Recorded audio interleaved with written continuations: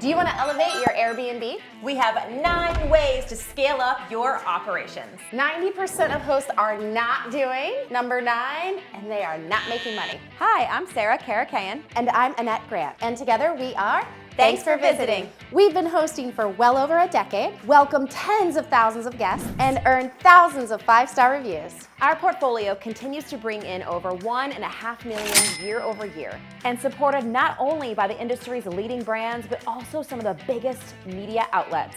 And we're here to help you with your furnished rental. Number 1, checklists, checklists, checklists. From cleaning checklists to preventative maintenance checklists to your check-in checklist to launching your next listing checklist because you're going to because it's addictive. Checklists matter, and you might think that I'm just being like type A or maybe even uptight. Whatever you want to think about me, I don't care, because I will die on the hill of checklists underneath me, building me up to the top of that hill, because they will get you there.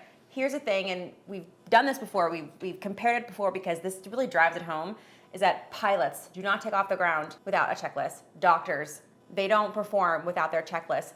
And yes, we're not performing surgery, we're not flying giant commercial planes, but the reason why these really educated, highly proficient professionals still use checklists is because we're human and we can forget things, we can get distracted, especially as a host. You are wearing so many hats. So having these checklists to help you go through the things that are important, having this database of things that are important to you and that property. For example, we just had this in our hosting business where a couple of guests have notified us that they go to use a pull-out couch and they don't know where the bedding is. You might think, well, they should search the apartment for it. But no, it's not obvious to them where it is. So in our checklist, we add to make sure that we have a little sign now that tells them where to find the pull-out bedding. And then on the pull-out bedding, we have a little sign that says it's clean and ready, make sure it's all clean and ready. We added that to all of our properties that have sleeper sofas because it is important that our guests don't reach out to us wondering where things are. Added that to the checklist. We have so many things going on when it comes to preventative maintenance. It is amazing to be pinged every year reminding me to get our main sewer line, scoped, or to reminding us that our dryer vents need to be cleaned out of the back to help prevent fires. You are doing so many things you may not always remember, so do not rely on your brain. Build out these checklists, add to them, subtract from them. They are living, breathing documents, but they'll change your life. Number 2, speed matters. And when I say speed matters, I'm not talking about cleaning the house as fast as possible. I'm talking about speed matters when it comes to response time in communication. That's communicating with your potential guests, your current guests, your team members. This is where everyone needs to know that they're taken care of and you're getting back to them ASAP. And it's important when someone's reaching out about a potential reservation. Whoever responds fastest is going to get that reservation. If a guest has an issue in the home, you need to be able to get back to them faster. Being attentive to your team, whether your team includes a cleaner, a maintenance person, if they're reaching out to you, most of the time it's about something that needs to be done on the property. You need to get back to them and make sure that you are taking action. And you have to use technology to increase your speed times. So don't think that this is just your phone pinging off the hook. There's a lot of automations, there's a lot of technology that can help you make sure you're achieving those response times. Number 3, being proactive instead of reactive. In the age where we can't get enough of automation or AI, I still want you to put that heart behind your hosting, right? Because this is the difference between just throwing it up on Airbnb and truly hosting when you leave in your unit at all times a functional umbrella right by the door before the guests were to leave. You have, when inclement weather is coming or you're in the middle of winter, you have a pail of salt that your team can use between turnovers, but your guests could also use it too. It's there should anyone need it. Perhaps your guests are coming for, we're in a college town, so football games. And so we know the optimal way and time to leave our property to get to the game to avoid all the crowds. Telling that to our guests before they even have to ask, right?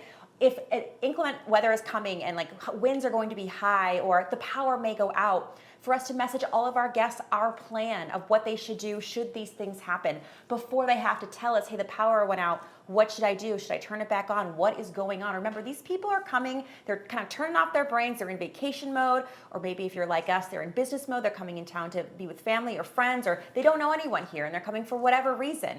It is our job to host them and to think for them before their arrival. So put that heart behind your hosting and be proactive with communication. Number 4, surprise inspection. Trusting and verifying is really what we want you to understand from this element of these surprise inspections. You're gonna have a plethora of people helping you run your amazing short-term rental. So it might be your cleaners, maintenance team, maybe it's your landscaper, an inspector that you work with.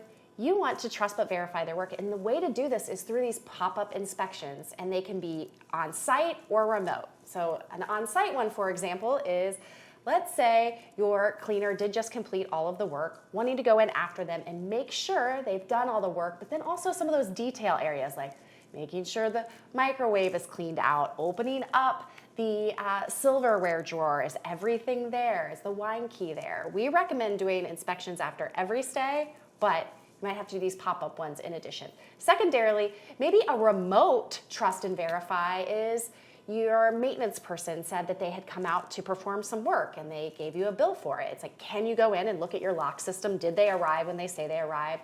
Do you maybe have a Ring camera where you can see people checking in, checking out to do the work? Your landscaper, do you have that? Do you have a camera that looks on your front lawn so you can make sure that they're there every week? There are things here, you just can't take your team's word for it. You have to make sure that you're verifying the work that's being done, not only to protect your asset, but also every single one of your guests that are staying in your property. If I can add to that a little bit too, it's also a great time to praise them. Yes. So I'm not saying this has to be like this negative, like I'm looking up on you, because you don't want to build that kind of tension between you and your partners. But you could say, hey, I did a pop-up audit of the property. I just wanted to make sure all the knives and forks were all there. While I was there, I checked, oh my gosh, your drawers look incredible. But if you don't mind, I did open the microwave and the roof of the microwave still had some splatter from the last guest. If we can just make sure we're tightening that up, that would be excellent. Finessing it with that conversation, leading with something positive and sharing with a way to maybe improve it is a really great way to build a strong bond. Let them know that you're not sleeping on your property, that you are very involved in the best way that you can be, whether you're local or remote. But this, again, trust but verify. Yeah, it's not micromanaging. No. You don't want it to feel that way at all, but you want them to know that you're an engaged owner of the property. Yeah. Number 5, always lint roll. We just did that to get your attention. That might have been funny, but it is real. My hair, I shed almost like a dog. It's embarrassing, but like if you're making beds. For me, of course, everyone around me like, oh, okay, but it really is deeper than that, okay? For me, this represents how we do anything is how we do everything. And the details matter, and it will change your mindset over what is truly guest ready versus like what is guest ready to the rest of the world. And you're not like the rest of the world when it comes to making your properties ready for a guest. Like you are down to the details, and that is gonna make your product, which is your property, the best in your marketplace, which you have to be the best. So when your mindset is, okay, when the flat sheet goes on and then I lint roll, and then the duvet goes on and then I lint roll, every single pillow I lint roll, and like I'm looking out for these details, that changes who you are as a business owner. I actually just did a retraining with, I've got some inspectors that help me make sure the property is ready before the guest arrives. And we were going over bed making, and I gave them a trick question. I put the fitted sheet on. I was like, okay, what's the next step? And they were like, oh, the flat sheet. And I was like, no, I'm telling you this is a trick question. What is the next step? And of course, they're like, oh, lint roll. Because I want them to, this for me like reminds them of like, this is how much we care. And not a hair left behind from the last guest.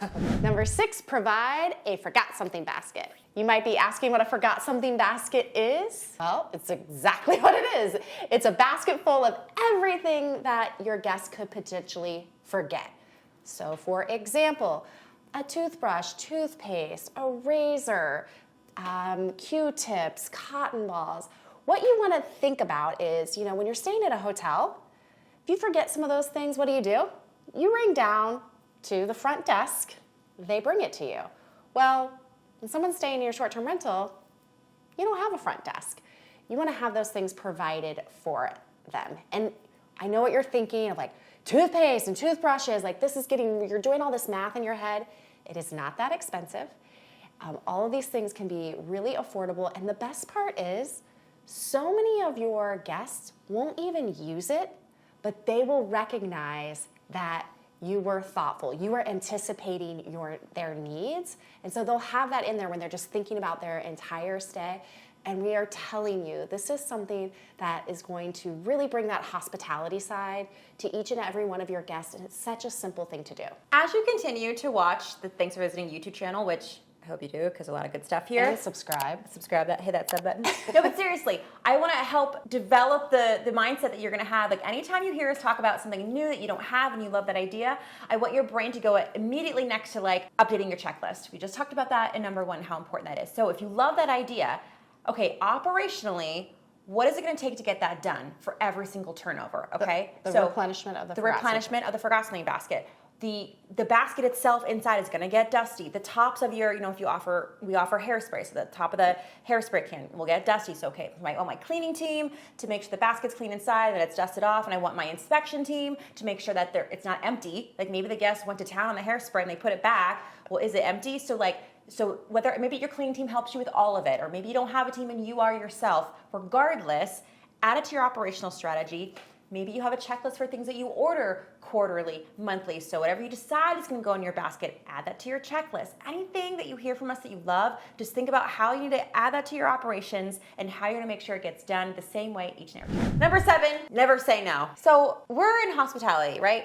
So when you reply and you potentially could let a guest down in terms of not being able to accommodate them, it really puts a sour taste in their mouth, even if it's not, even if it's subconsciously, okay? So with that never say no, you have to have the mindset of, I need to always say yes to my guest. So you still might be telling them no, but you're saying yes, and it's like, yes, I hear what you need. Exactly. Yes, I hear what you need. Here is the best way to meet those needs. Exactly, without saying no, but. For example, I'll give you a for example. So we manage a 4-bedroom, 2.5 bathroom home. We advertise the large fenced-in backyard. It's got this huge deck, but we are sticklers when it comes to safety, and we have 1 bedroom per room. We don't have a bunch of bunk beds everywhere and like pull-out sofas, so we accommodate, I think it was like 8 people, right? 4 bedrooms, so 2 people per bedroom. They have this big backyard, this big single-family home. It's well located. They want to have a family reunion in the backyard, but we're a downtown property too. We've got neighbors next to us. They're super awesome. They know that we're a short-term rental, but we want to be very respectful.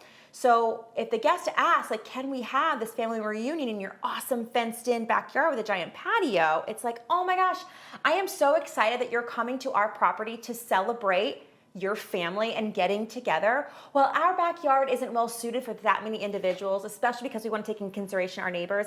This park that's less than a 5-minute walk away not only has several picnic tables, is free to use, but oh my gosh, when you guys are done gathering, or if you're bringing children, there's a playground, there's a place to bring your dog, there's a fountain. It's really beautiful. Then you guys can come back, everyone can come back to the home, or the people staying there can come back to the home and relax afterwards, where everyone had plenty of parking as well at the park. So it's while I'm meeting their needs, I'm hearing them, I'm repeating what they need, and giving them a solution that's much better fitted for what they need, for what they're coming. Number 8, understand your technology. I know you're like, Annette, what in the heck do you mean understand your technology? What I mean by that is I want you to take it slow and steady. We see a lot of people that throw on a ton of different apps, software, and they don't take any time to know why they're using it, how to use it, and understand how it can get them the result that they're looking for in their business.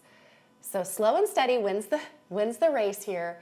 We want you to just add the tech on slowly and understand why and the result you're looking for. I think so many people just hear or see technology and add it on, not really understanding the result that they're seeking by utilizing it.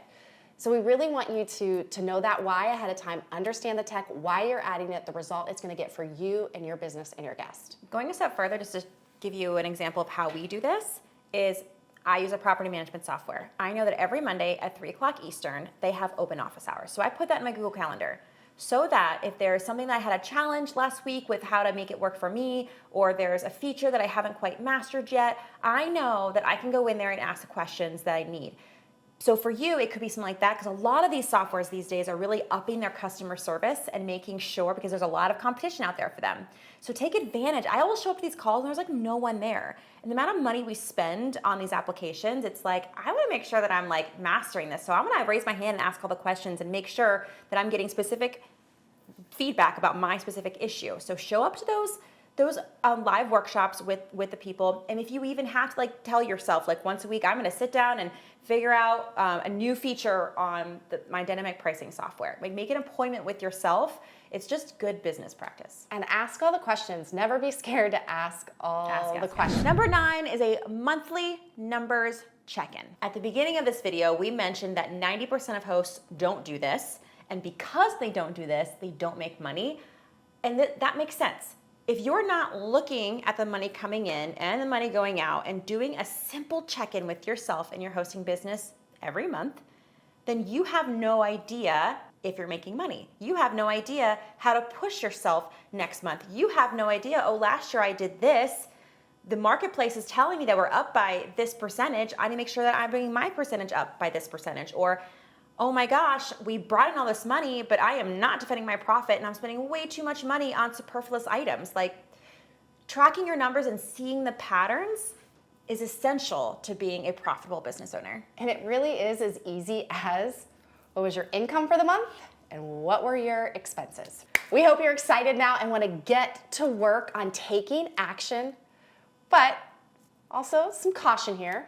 When you're taking this massive action, we want you to do just one of these things at a time, okay? Don't get overwhelmed. You've got to dig in, do one thing at a time, operationally make sure you've got it down pat, then move to the next. So you choose which one you want to work on that we just went over, but if the numbers really got you excited, we have a worksheet below that you can download today and get started on knowing your numbers. You're on a roll, getting all this great information about starting your short-term rental or up-leveling it. The next video you have to watch is our 7 tips to creating an irresistible and profitable Airbnb listing. Go check it out. If you are looking for more bingeable content all about short-term rentals, we have conveniently linked some videos that we think you should watch next. And with that, I'm Sarah Karakayan. I'm Annette Grant, and together we are Thanks for visiting.